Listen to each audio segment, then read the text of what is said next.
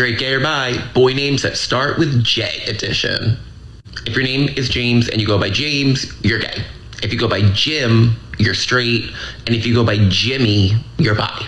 Oh, it's the kid getting words. Podcast on blast, giving you the real talk, no holding back. Can't get any worse, we'll make you see. There's always a silver lining. We'll set you free, so join the movement. Let's change the game with the Can't Get Any Worse podcast.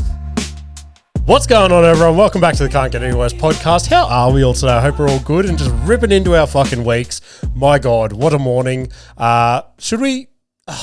All right, we'll quickly dabble into this and then we'll go into the opening clip so that when we get back from the opening clip, we can just go into my regular run sheet. But today is the first Monday in what feels like months where I've just had like a proper Monday to myself. You know what I mean? Is what I would be saying if Parker didn't have the worst drop-off of his entire life and his dad cracked the shits and said, you know what? I'll just fucking take him home because I can't deal with this shit. So... we have a 6-year-old boy outside this studio getting homeschooled today. And by homeschooled, I mean I'm teaching him how to podcast and edit videos. I mean, realistically, that's the future. There's probably going to be more than what he learnt at school today anyway.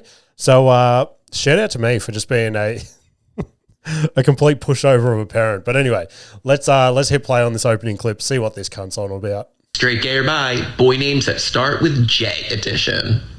If your name is James and you go by James, you're gay. If you go by Jim, you're straight. And if you go by Jimmy, you're bi.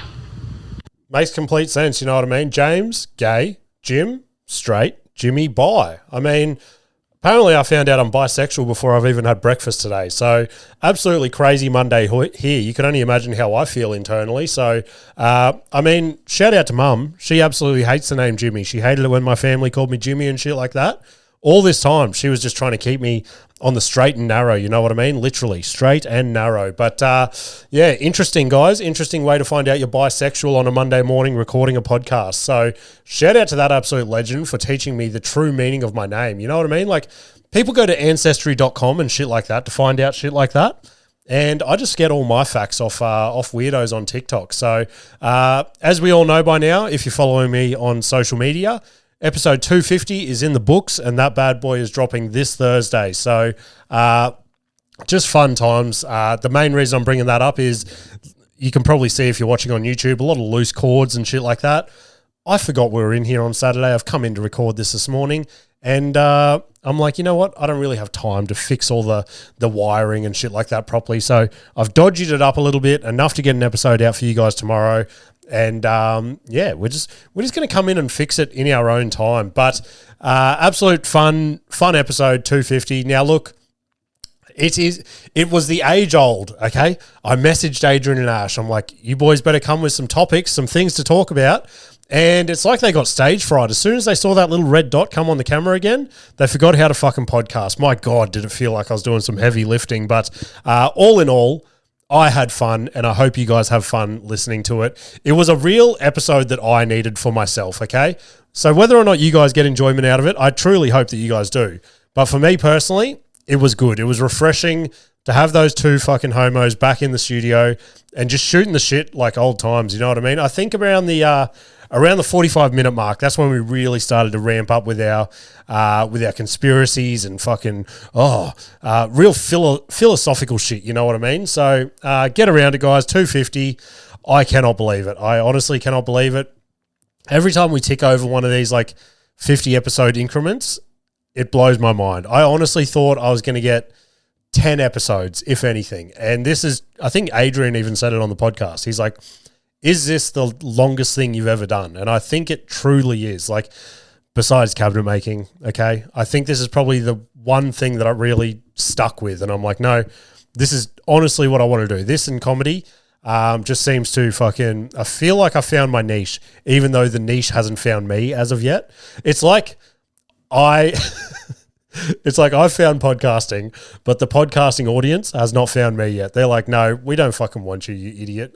Stay the fuck away from us. So before we rip into what's going on in my week, let's crack this delicious can of kamikaze. We have Hawaiian Splice this week, and I fucking love this flavor. Let's crack this bad boy. Oh, yeah. That was a nice, juicy crack. You know what I mean? Take a little sip of this and we'll rip into some stories. Oh, I needed that. I fucking needed that on this Monday morning. So let's get in. I picked Parker up from school last week. He gets in the ute. We're making small talk on the way home from school, as you do. Oh, how was school? What'd you learn today? I saw this TikTok. This goes out to other parents as well listening to this. And it's one of those videos you watch where it's just like, that's nothing. But for some reason it's stuck in my head and I'm like, okay, why don't I try that? And ever since I started doing that, I've had such better conversations with the kids on the drive home because it used to be, how was school? Good. That's it. Oh, okay. Anything interesting happen? No. Okay. And I watched this TikTok and it's like, ask your kids questions that make them want to give you an answer. So with Westy in particular, I go, how was school? He goes, good. And I go, okay. I go, what made you laugh today? Because obviously, I don't know if you guys realize this. I love laughter. Okay, that seems to be my little thing that I'm into. And as soon as I ask him that question, his brain starts thinking. He goes, "Oh, actually, this kid did this at lunchtime," and then he rolls into like the whole drive home. Fills a 10-minute conversation based off one little question. And like, what's one that I asked Parker? What made you laugh today? Another one is like, who did you sit with at lunch?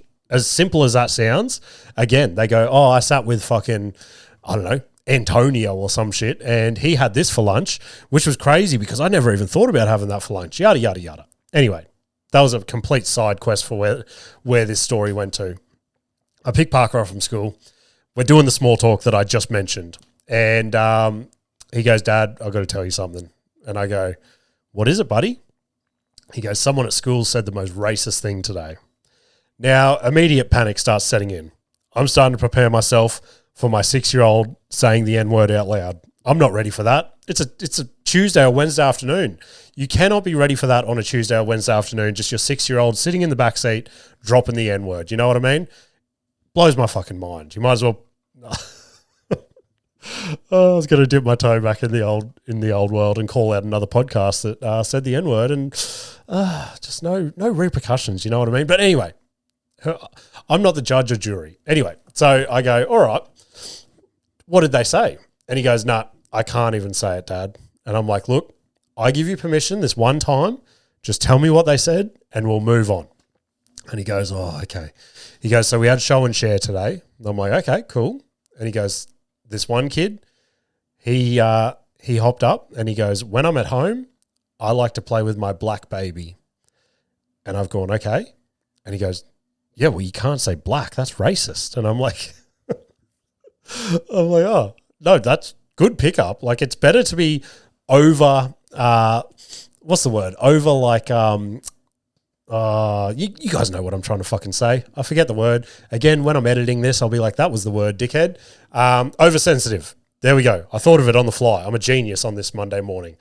And I go, oh, okay. Like, I go, well, he probably does have like a black doll at home or something. And he's like, yeah, but you can't say the word black. That's racist. And I'm like, okay. I'm like, what color skin does he have? And he's like, well, he has dark skin. And I'm like, well, okay. Like, he's allowed to say it then. And Parker's like, oh, it was crazy. You know what I mean? So I don't know. Parker it might be good that he's not at school. He might develop into like working for HR or something. Maybe. Who knows? But, I think at home we're just going to start saying African-American Barbie just to be safe around Parker. I know how soft he is in this woke culture. Oh my God, I just realized my 6-year-old son is so woke. I need to get that out of him somehow. So speaking about Parker, he had his sports carnival last week. If you listen to the UFC breakdown, you guys would know that I left it a little bit early to come and smash that episode out for you guys. Appreciate you getting around it and listening to it. But there was an incident at the sports carnival before I left, and I feel like I need to bring it up on the podcast and address it, okay? So I'm there. Now, a big family rocks up, okay? I'm wondering if I describe the family or whether my woke son outside that door will storm in and go, Dad, you can't say that. It was a large family. It was an Islander family, okay? I just said it. They were an Islander family. I don't think that's racist. I think we're allowed to say that, aren't we? I think I'm being sensitive now. I think Parker has just drummed this into my head that I need to be more sensitive. Anyway, they rock up. They got all their camp chairs, things like that, and I'm standing beside where they set up. Now, what I can only assume was the grandmother of the family was a rather larger lady, to put it nicely. No hate against larger people. I myself am a large person, so I'm not throwing shade in any way that way. But what I will address is that she was wearing a dress. Wow, look at that. I'm like Eminem, just dropping fucking straight bars. She was wearing a dress that had buttons all down the front, okay? Now, she set up her little camp chair and she just sort of falls back into the camp chair. Now, as she's done that, her dress, I don't know if the bottom few buttons had popped or something, or whether the dress had ridden up as she's sort of fallen back. But all of a sudden, I am just met by straight Islander puss, okay? I could see it all. It was insane. It was not what I should be seeing at a prep sports carnival, okay? I was startled. I could only imagine if the children saw it, how they would react. But I've got no jurisdiction here. I can't tap her on the shoulder and be like, excuse me, love, your puss is out. You know what I mean? I wouldn't say that to someone I know, never alone someone I don't fucking know. Surely the school has to have someone for that. Like, they've got all these people to help Parker and Westy out with all their things going on. Surely they've got to have a full-time puss patrol officer on duty. You know what I mean? So I had to move areas because I could not just keep looking at that. I was startled. I didn't know what to fucking do. So you become more suspicious the harder you try not to look. Like, I think she was doing it on purpose to try and wean out the predators at the school. And if that was what she was doing, I kind of have to go on record and say thank you. We need a lot less predators in this world. So let's have another little sip of this, because this next story, I'm thinking about putting together like a bit of a sting or something like that, like a bit of a song or something before any of these stories, just to cover my ass. So let's have a little sip of our kamikaze. So this is the little preface, or the preamble that I've got to say to these stories. I love my wife. She is an amazing person. No story that I say on here is meant with any malice or disrespect. She is an amazing woman, and I mean no ill will when I tell stories on here. Now, some of the stories, they are straight down the barrel. This is 100% what happened.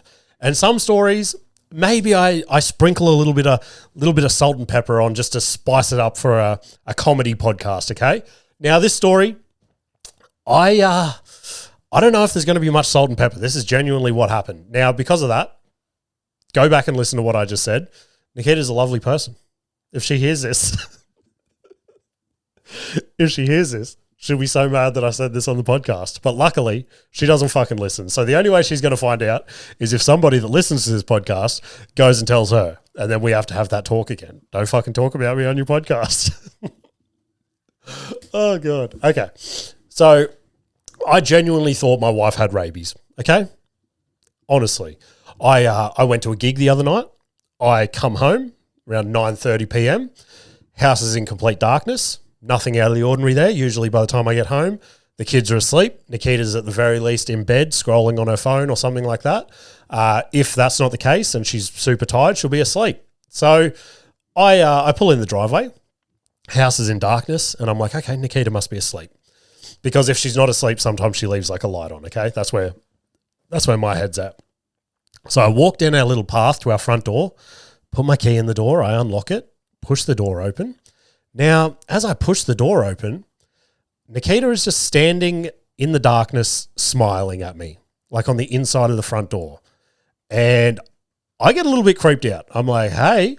And she's like, she says hey as well, but it's like a little bit muffled, like a little bit, she doesn't say it properly. And I'm like, Jesus Christ, is she sleepwalking all right now? Or is she like possessed or some shit?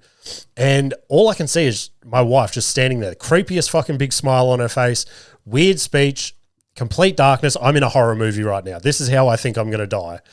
And not going to lie, I was a little bit scared. So I reached over and I switched the light on. And as I switched the light on, I see my wife with that creepy smile, and her chin is just covered in like dribble, okay? Like saliva. And immediately I'm like, oh fuck, my wife's become a zombie. That was the only logical thing that I could think of in this situation. And I go, what is going on with your face right now? And she goes, what are you talking about? Again, all muffled and weird. And I'm like, your face is covered in like drool and you're giving me a creepy smile. And then she like pops out these things from her mouth. And I completely forgot. She got these new like teeth whitening retainer fucking weird things from her work to make your teeth whiter. She works at like a dental clinic or whatever. And she had those in, and whatever is in this liquid like must dribble down or something. She goes, oh, sorry, I was doing my teeth whitening thing. And I thought I'd come home to my wife being like patient zero in some zombie apocalypse movie. I was so fucking scared. So imagine getting murdered by your wife and the coroner just writes, killed by smiling wife with dribble on her chin. My God, it would be absolutely terrifying. But speaking about terrifying, perfect segue to our next Turns Out It Can Get Worse clip. Drag this bad boy over. Hit play on this. Hey, you want some hot dogs? Huh? Well, first you gotta fuck me, and then you'll get the hot dogs. Jesus Christ, genuine nightmare fuel. So for audio listeners, it's some creepy possessed like Teletubby. I believe my Teletubby knowledge is it's been a long time since I've seen it, but I believe that's Poe, the red Teletubby. I could be confused. Just bending over, touching his own ass, holding a hot dog, saying, if you want a hot dog, you're at least going to fuck me first. So absolutely wild. I don't know what's more disturbing, the fact that he's offering a hot dog or he's dressed as a Teletubby. But I'm not going to lie, I do kind of feel like a hot dog, so I might have to fuck that weird Teletubby. I don't know. All right. This will blow your guys' mind because this blew my mind. I discovered Apple CarPlay in 2026 and it felt like I invented electricity. Now, I know some of you are probably sitting there going, Jimmy, you've only just discovered Apple CarPlay? That shit came out in like 2014 or something. Yes, I completely understand that. But my cars, the last probably 3 or 4 cars that I've had, they don't have like the fancy head units and shit like that. It's all old school. My car might even have like a tape player in it. Probably not actually, but it doesn't have Bluetooth or anything like that. Now, I've had cars that have Bluetooth, so don't get me wrong.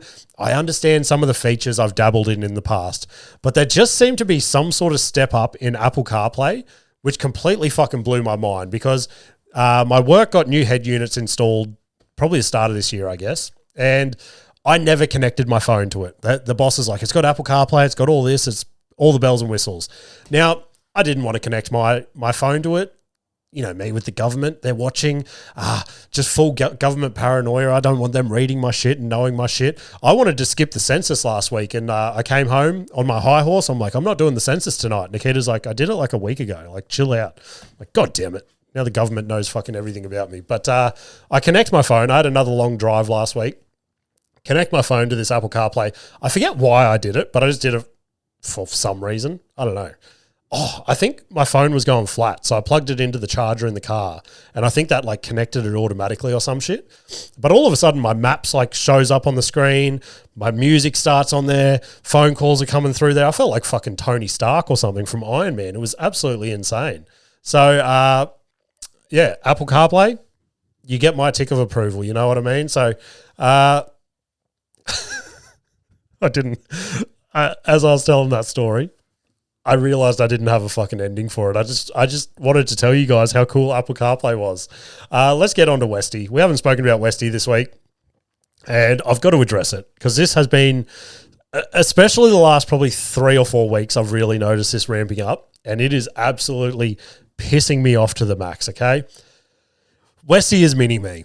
Everyone's always said it, and every single thing he does, I just have to look at him and go, you fucking smart ass. That's exactly what I used to do. And when I was a kid, I used to push everyone's buttons to the point where I would push their buttons so hard that they would hate me. And I would sit there and go, why does nobody understand me? Why is everyone so angry at me? I'm just trying to have fun. You know what I mean? Like my cousins and shit, I used to piss them off so much and then they'd just start hitting me. And I'd be like, come on, guys, aren't we having fun? But it's like full karma. I completely understand it. He is now in this phase where he will just poke me, pinch me, kick me, hit me, mimic me, fucking just all this annoying shit. And he'll just like come and whisper annoying shit in my ear and he'll just make me snap. And it escalates and I start chasing him around the house or something. Now, I'm not going to cause physical harm to him, but, you know, like I'll grab him and I'll do the whole like dad thing, like pick him up and spin him upside down or something like that, get him in a soft jiu-jitsu move or something. And particularly over the last few weeks, he will do this and I will snap and then I'll get him and he'll just scream out for his mum. And Nikita from another room will be like, don't leave Weston alone. Don't pick on him. And it's like, oh, you fucking joking. And he'll run to Nikita and like cuddle up beside her and he'll be looking over like at me from under her arm, like smiling at me. And I'm like, oh God, you're so lucky your mum's home right now. You know what I mean? And I used to do the exact same shit. It's so annoying, but I've basically created my own supervillain inside my house. So it is the most frustrating part is knowing exactly what he's doing because I used to do the exact same shit. I think that's why I get so fucking angry because I'm like, God, I can just see myself. Oh, that's going to be the weirdest fucking phrase. I was going to say, I can see myself inside you. That's weird. And I wish I didn't actually recorrect myself and say it on the podcast. But let's play another Turns Out It Can Get Worse clip before we get on to my week in comedy. Oh, shit. Wrong button. All right. Drag this bad boy over. Starburst, all pink. You know what else is pink?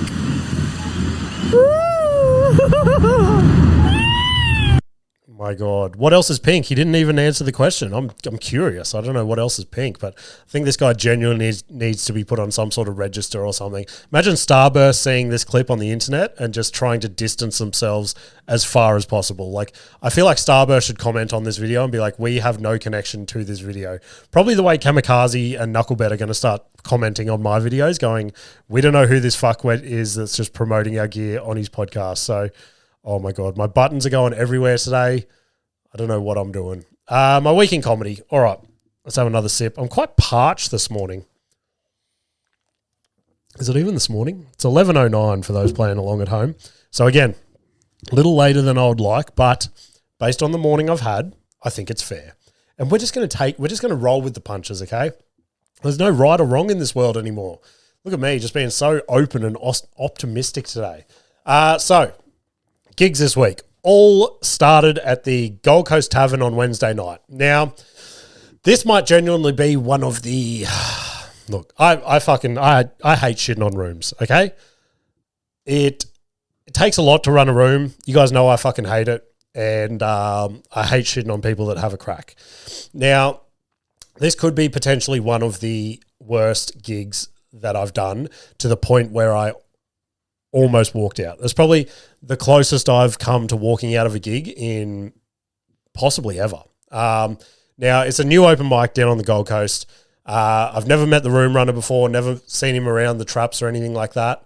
And that usually means one of two things. Either they can't get booked on other rooms or they're completely fresh to comedy and they don't know where to start, so they just start their own thing. So I shoot him a message. I saw someone put up on their story that they were going to be there that night.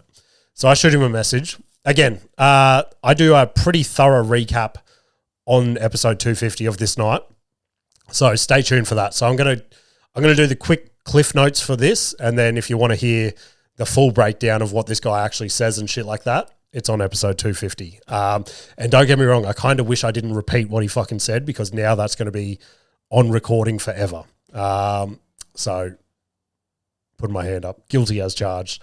So I get there. He's like, oh, I appreciate you coming down. It fucking means the world that you rocked up. And I'm like, okay, like everyone just chill out. Like I'm just doing some newish gear.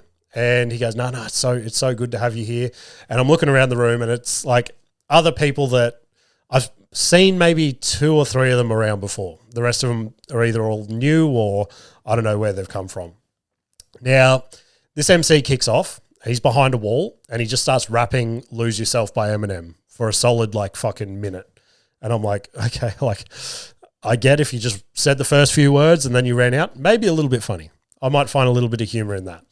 But to rap it for a minute without revealing yourself seemed a bit odd. Then he reveals himself, runs to stage, starts singing some sort of other early 2000s song. I don't know, like Nelly Furtado or some shit. And he's up there. He's having the time of his life. The crowd is giving him nothing. They're hating it. And I'm like, oh, God, okay. And then he proceeds to make some racist comments, which is what I addressed on 250. Fuck it. I'll just say them here now and you guys can relive them on episode 250. He basically scans the room and goes, oh, good, there's no Asian people here. And we're like, what the fuck is this guy doing? He goes, yeah, they probably all crashed on the way to the gig. And instantly I'm like, fuck. Now this is the part where I'm starting to get a little bit, I'm twitching in my seat. I'm like, I'm not enjoying this one bit. And then he goes the next step and he goes, oh, good, no black people here either. And I've gone, what the fuck is this guy doing right now? He's just lucky Parker wasn't there to call him out on this racism, you know what I mean? And he goes, yeah, all those cunts are probably in jail. And at that point, I'm like, okay, I need to get the fuck out of here because the crowd is hating him. There is not one essence of joy in this room anymore. And I forgot to say that at the start. This is in like the bistro. So there's families and shit trying to have dinner. They already don't want to be there for the comedy. And now this guy's just up on stage saying the most outrageous shit.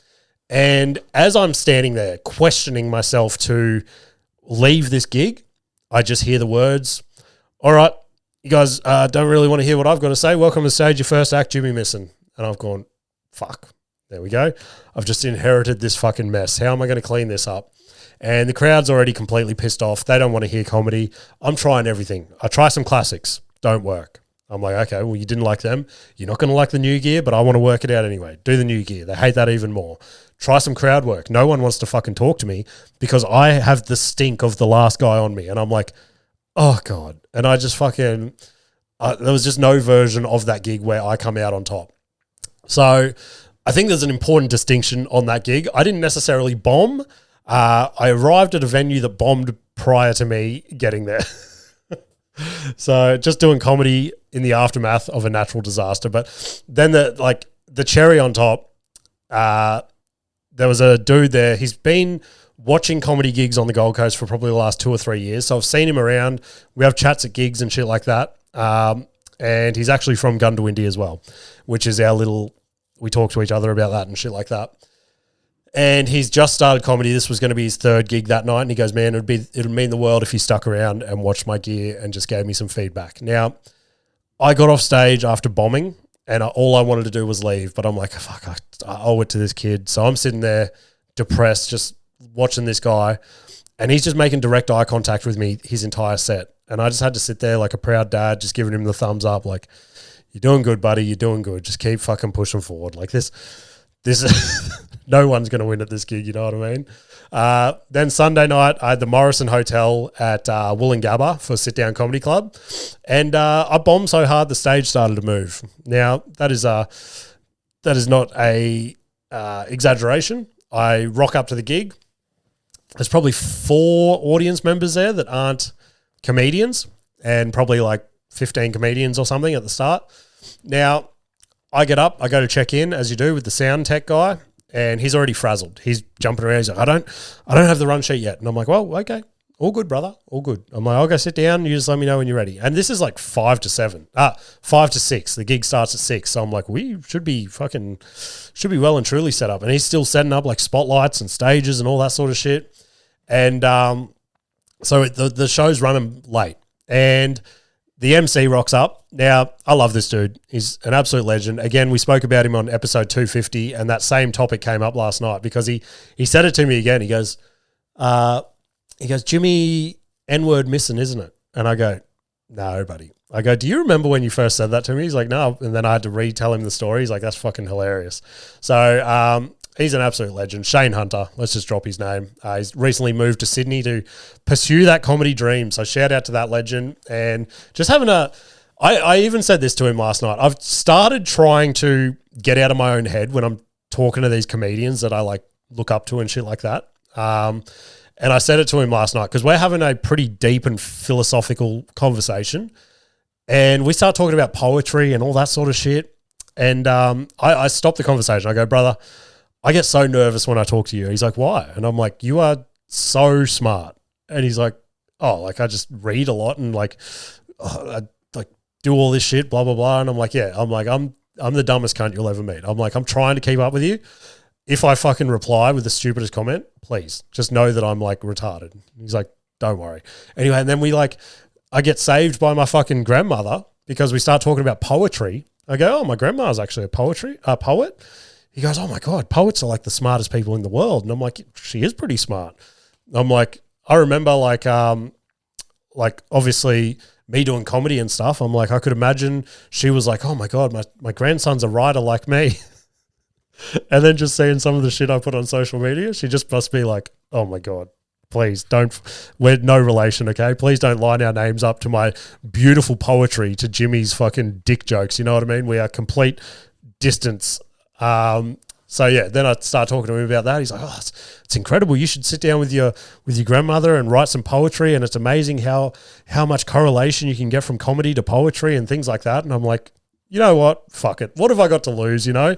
So I might even finish this and go do like, what's the poetry where you write the word and then you write another word off each letter of each one, acrostic poems or some shit like that. I don't know. But, then the gig starts. I'm up third. And first two acts, not doing great, okay? It's a tough room. Like I said, there's almost no crowd there. And then I get up, and as soon as I get on stage, the whole stage just starts fucking wobbling. And I'm like, holy shit, this is going to collapse. It's probably the most still I've ever stood on stage. I was so nervous. Then I start bombing, and someone at the back of the room walks past the spotlight and kicks the fucking spotlight stand to the point the whole light goes off me. Now, this was the only big laugh I got of the entire set. I go, holy shit, because I'm in darkness now. I'm like, holy shit, did someone just move the spotlight or did I just black out from bombing so fucking hard? Laughter. I'm like, oh, thank God. At least I got one fucking laugh. So it was just one of those sets where you're just waiting for that 5 minutes to expire, just waiting for the sound tech to give you that light so you could sprint off stage. So finish that one. Then I drive over to the Spice nightclub, at Fortitude Valley. And as I park my car in the valley, we get a message in the group chat. They go, hey, there's only 3 people in the audience.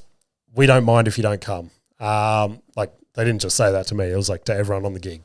Now, probably 3 people pulled out. And I'm like, fuck it. I'm here anyway. Might as well just go. And I get there. And at the very least, I was like, you get a free drink at this venue, so why not? Rum and Coke, thanks, you know what I mean? And one of the guys up there is trying to wrangle people from the nightclub area. So the nightclub's open as like a bit of a restaurant/drink area on a Sunday night. So they're trying to drag some of them into the comedy room. And look, though they are nightclub people, they're not comedy people. And that became very obvious when everyone started fucking bombing hard, and they're trying to do crowd work with these guys. They're not buying in. There was probably fucking 15 big Samoan dudes, and they intimidated the fuck out of me. I had to address it on stage, and I was just watching everyone bomb, and I'm like, what can I do to turn this around? One sec. Need to get me a fucking cough button. And I get on stage, and like I said, all the other comedians are trying to do crowd work with them. They're just, no one in the room is keen. So I get on stage, I'm like, look, I'm a bit of a comedic genius. Gets a little giggle, and I'm like, okay, I must not look like it. And I go, but I've been assessing the previous acts. It seems that none of you guys want to be fucking spoken to. I go, do you guys just want me to suck it up, tell my stupid little jokes, and be the clown that you guys want me to be? And then gets a cheer and a laugh, and I'm like, oh, did I just break the code? Is this what this room needed? No one knows the comedy code. Every night's different. You don't know how to crack it. And I'm like, did I just fucking, am I a genius? Am I actually a comedic genius? And start doing my jokes. Some are landing. A lot of them are not. And I was just like, fuck, I'm just pushing through. And look, it was enough laughs to not really warrant a bomb, but there was still a lot of silence. Now, it was just another week of just some pretty brutal bombing, you know what I mean? But just comedy warfare out there. But you love it, okay? And I said that to the green room, to the guy that brought all these people in. He's like, brother, I'm so sorry. He's like, I was just trying to fill the room, but like, obviously, it probably would have been better just to do it to those 3 people that were here for comedy. And I'm like, dude, as crazy as it sounds, I kind of enjoy these nights a lot more than like the crushes, okay? Just makes you fucking work for it. So before we get into what I consume this week, let's drag our last turns out it can get worse clip over. Oh, if he fucking wants to cooperate. Here he comes. All right. Hit play on this bad boy. Circumcised men, do you want to experience more sexual pleasure? Comment restore and I will show you how to restore your foreskin in under 2 years. Maybe 3. All right. First question, how? Second question, why? Third question, why do we have to have a fucking business model for this? You know what I mean? Seems pretty crazy to have a pyramid scheme based around foreskin. But also 2 years, possibly 3 years? Brother, that's not a guarantee. That's fucking, at least get your timeframes like prepared before you go and pitch this to me. I am truly intrigued as to the method that he goes about like trying to grow it back. You know what I mean? So do I sacrifice myself for the podcast and actually try it? Do I DM this guy and see if we can do it? Do you guys want to see a before and after photo? Start a GoFundMe or some shit. You know what I mean? Jimmy growing his foreskin back, brought to you by Knucklebet. Knucklebet, I know you guys will love that fucking joke. So shout out to you legends. Everyone gamble responsibly, get behind Knucklebet. Really tough week for me this week. Really fucking tough week. But you do it for the love of the game, don't you? All right, things I've consumed this week. I'm going to have a little sip of my kamikaze before I rip into this. Oh, yeah. All right. First thing I watched, The Last House on Netflix. My God, this could be the worst movie I've ever actually finished. Put it on. The story actually had me hooked. Now, I don't know the exact time frame. Probably went for about an hour and a half or so, as most movies do. And I just kept watching it. I'm like, something huge is about to happen. This is all good. The story from start to like that hour mark, brilliant. I was like, this is going to be a great fucking movie.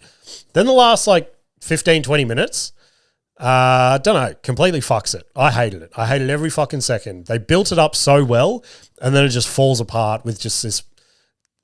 It pisses me off that it could have been such a great movie, and then they fucked it with the ending. So they had all the ingredients to be a great movie, and the ending just murdered it. So I'm interested to see if you guys liked it. Spoiler alert: if you guys don't want to hear how it ends, skip in 3, 2, 1. Basically, it's like the whole world gets locked in their own houses, windows, doors, all that. It's sealed off from the outside world. Then when it rains, these monsters come. And they try to get into the houses and murder all the humans and things like that. And this family ends up surviving for a few years. I forget the exact time frame. And now they're like the last family left in the world as far as they know. And they're growing like vegetables and shit in their house. And all of a sudden it turns out that it's these weird like ocean mythical creatures that are doing it. And as soon as that got into it, it was like, oh God, you know, like, and then the family escapes and they just start traveling the open sea together on a boat. And it's like, what is this shit? You know what I mean?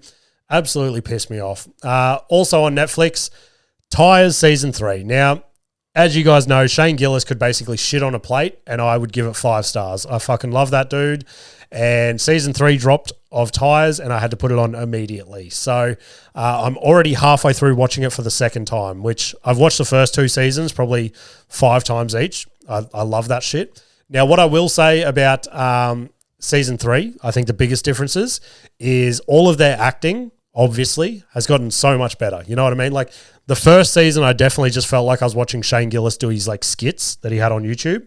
And now watching Season 3, I feel like him and like Steve Gerben are really like acting, you know what I mean? Like you're buying what they're saying sort of thing. And the storylines and things like that, it feels more like a TV show. Whereas I feel like especially the first season felt like just like a funny little dick joke show, okay? Whereas this season felt like it had a full sort of storyline, structure, like it was great. I loved it. So it's still got that Shane Gillis stupidity that everyone fucking loves, but there just seemed to be something more about this season that just, I don't know, it seemed like a more complete TV show. So go check it out. I fucking loved it. Another thing I watched on Netflix,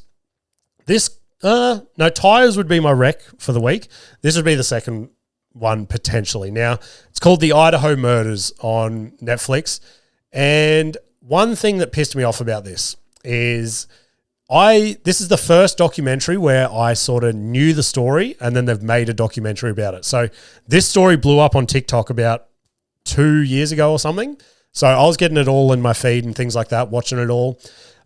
Basically, it is, I'll give you the broad story. You'll know it if you watch the trailer or something.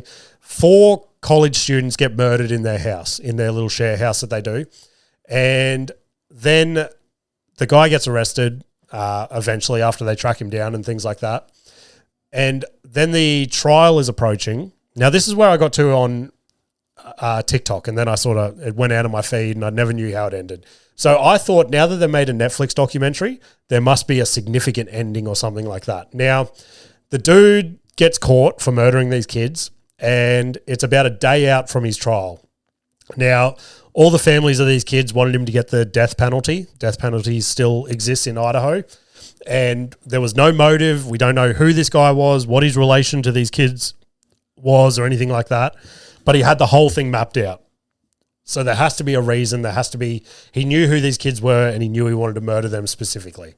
But the day before it went to trial, for us to all find out his motive, why he did it, who exactly he is, yada, yada, yada, his lawyer comes out and goes, he's going to take a plea deal and plead guilty so that this doesn't have to go to trial. Now, the thing that pissed everyone off about that, if he takes the plea deal, he avoids the death penalty. And he also doesn't have to go to trial. So he doesn't have to say, like, to this day, no one still knows why he did it, anything like that, which I think that is the only thing that really annoyed me about the TV series because, again, it's 3 episodes and I'm watching each one. I'm about halfway through the 3rd episode and I'm like, oh, shit, it's all about to go down. We're going to find out why he's done it, all this sort of shit. And just does not deliver. It just ends exactly how I just explained it. So now he's serving like 4 life sentences or some shit. And yeah, the families don't get justice. So just leaves you sitting there going, what the fuck was the point of all that? You know what I mean? Like, did it really need a Netflix documentary when I knew the whole thing from TikTok anyway? Just off little like 30-second clips. But anyway, it was a good watch. I did enjoy it. It just frustrated me that it didn't really have a proper ending. So last thing we're going to touch on, UFC 330 recap. I'm going to have a little sip of my kamikaze before we do. All right. This between the UFC and the NRL on the weekend, my knuckle bet account is bone dry. So again, gamble responsibly, guys. You win some, you lose more, as they say. And well and truly learned that over the weekend. So, look, as I said on the breakdown, this was a very hard card to get up for. And as they always do, the shit cards on paper pan out to be pretty fucking decent cards. So, I watched the prelims at home. I could not let myself buy this card. I was sitting at home and I'm like, nah. I can't warrant $60 to pay for this card when realistically all I want to watch is the co-main and the main. So we're sitting there, we're watching the prelims. It finishes. Westy's like, where'd the fights go? Where's the main event and stuff? I'm like, oh, you got to pay for it. He's like, oh. And I'm like, oh, we could he goes, can we pay for it? I'm like, I don't really want to, dude. And he's like, oh, how are we going to watch it? And I'm like, we could go to the pub. And instantly he's like, what do you mean? And I'm like, we could go down to the local pub and they put it on the big screen. We could watch it down there. Now, this was actually a really cool, like, dad moment. I don't know why I enjoyed this so much. It shouldn't really make you you shouldn't enjoy this as much as I did. But Westy goes, fuck yeah, can we, well, he didn't say fuck yeah. He goes, can we go to the pub? And I said to Nikita, I'm like, can Westy and I shoot down to the pub for an hour or so and watch the 2 main fights? And she's like, yeah, cool. I'll just be here doing, like, lunches and fucking whatever else she was doing yesterday. And so we head down there. And he loved it. He loved every single second of it. And to be honest, I loved it as well. It's been a long time since I watched a fight in a pub, and just the atmosphere of a pub full of blokes screaming at a TV screen, just watching people hit each other. It was insane. So I think I'm going to be doing like a bit more of that. It was a lot more enjoyable than just sitting on my couch watching it by myself. And the fact that Westy enjoyed it so much as well was cool. So we got to the pub and we sat in this area, and I was like, because the whole time I was saying to Nikita, I'm like, I don't think they're going to let him in the sports bar. She's like, oh, just give it a go, or like sit on the outside tables and look through the window or something. And I'm like, okay. We get there, I saw some kids sitting in there with their dads, and I'm like, okay, sweet. So we went and sat there off to the side, and one of the bar people come over. They're like, "Oh, you're not allowed in this part. This is the TAB section." Now, the only part separating the TAB section from the other section was a meter high brick wall with a like garden bed on top. They're like, "Oh, we'll clear a seat over here and you can come sit here." I'm like, "Fucking whatever." So we went over. We sat there just in time for the co-main and the main, and this was probably my funniest part of the whole thing. Okay. It was during, I'll break down the fights after this, but before I forget, it was during the Islam fight. So Ian Machado Gary makes his walkout, and Islam, the arena goes dark, the lights come on, and Islam's music starts playing. Now the whole pub is dialed in. They're watching this. They're ready to watch greatness go down. They're ready to watch Islam rack up the longest win streak in UFC history.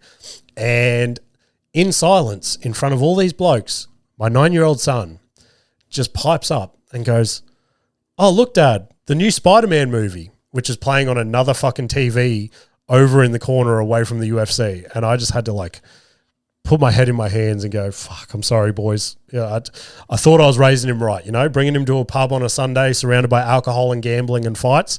I thought I was doing the right thing. He's just obsessed with a dude that shoots web out of his hands. So, but on to the actual fights. Look, I said it on the breakdown. My betting, I thought I was being smart on this one. I thought, you guys know me. I love dabbling on the dogs. I love an underdog in the fight game. And as of late, I'm just like, my reputation is slipping, okay? Yes, you pick a dog every now and then, but most people are like, "You're a fucking idiot. You never pick a winner." So as of late, I've been playing it safe. I'm like, this guy's clearly going to win. Now, on the weekend, the dogs came out and absolutely ruined everything. My God, they fucked up about 2 or 3 of my multis I had on that I thought were like sure things. And that led me to the confidence of at least one of the co-main or the main event being an upset. And didn't go that way. If you watch the card, you know what I'm about to say. Mackenzie Dern, look, I thought Gillian Robertson might have a chance. Obviously, the biggest submission streak in UFC women's history. And I just thought maybe she might get it. But Mackenzie Dern just went in there and proved why she's the champ. Probably the best performance I've seen from her in a while. I would have liked to have seen her get the finish, but she just had answers for everything Gillian Robertson had, and retains her championship. So I'm excited to see her go against Zhang Wei Li whenever that fight comes to fruition, whenever Zhang's finished playing models or whatever she's doing. And Islam and Ian Machado Gary, Islam racks up the win again, which we all knew it, didn't we? We all fucking knew it. The only reason I went Ian Machado Gary was based off this year. Hamzat loses. Ilia Topuria loses. Alex Pereira loses. All the fucking big guns are losing. And I'm like, is this the year of the upsets?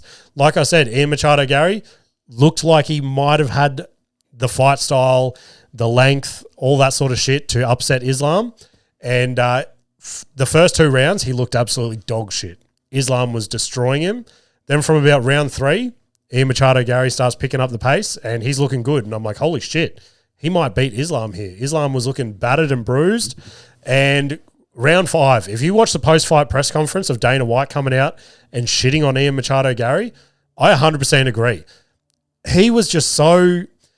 If you're going up someone who's being put in the conversation of the GOAT, you need to go in there and you just need to fucking let that mongrel out. You know what I mean? You need to go in there and you need to prove to everyone why you need to be the champ. You need to kick his ass.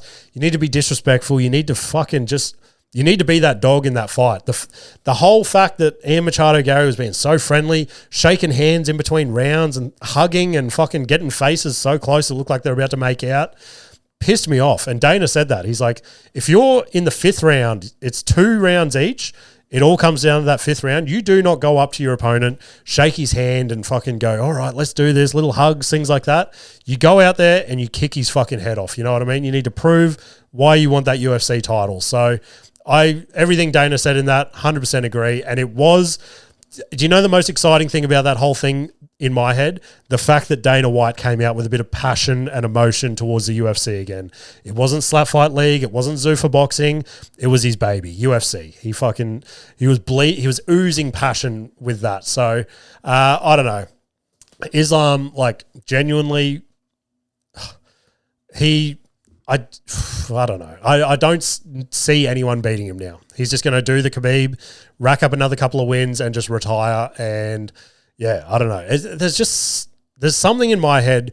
Khabib was such a great fighter, and there's just something about his personality and things like that where you put him up there and you're like, okay, Khabib is one of the GOATs.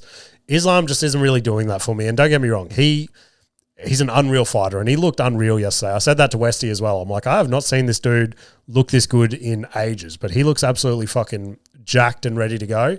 And yeah, I don't know. So interesting to see where that all goes to from here. But that's brought us to the end of the episodes, guys. I need to get out there and see what's going on with P. But gigs to plug this week. I've got a couple of sign-up nights I'm thinking about going to. Sunday the 23rd, I'll be at Forest Lake Tavern for Sit Down Comedy Club. And exciting things for the Comedy Warehouse, guys. So our monthly shows, our next one is on Friday the 18th of September. But I was speaking to the guys last week. They now want to introduce, this was in the talks at the very early stages, and based on the first show, they want to pull the trigger and fucking launch this shit immediately. So starting next Thursday, I think it's like the 23rd or something maybe, we are doing open mic nights at the Comedy Warehouse in the green room. So we're saving the big area, which seats like 200, 300 people for our lineup shows.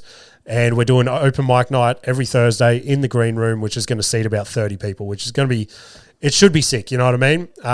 So sort of gives me a guaranteed gig every week on a Thursday night, and also grows that monthly show. So exciting things there, guys. Get around them, follow them on Instagram, all that sort of shit. Because I'm keen to see where that grows into. But other than that, guys, if you want to get in touch with the show, send submissions via DM on Instagram at Can't Get Any Worse Podcast, or shoot me an email at can'tgetanywOrsePod@gmail.com. I appreciate you all. I hope you all have ripper weeks, and I will see you later. Can't get any worse, we'll make you see. There's always a silver lining. We'll set you free, so join the movement. Let's change the game with the Can't Get Any Worse.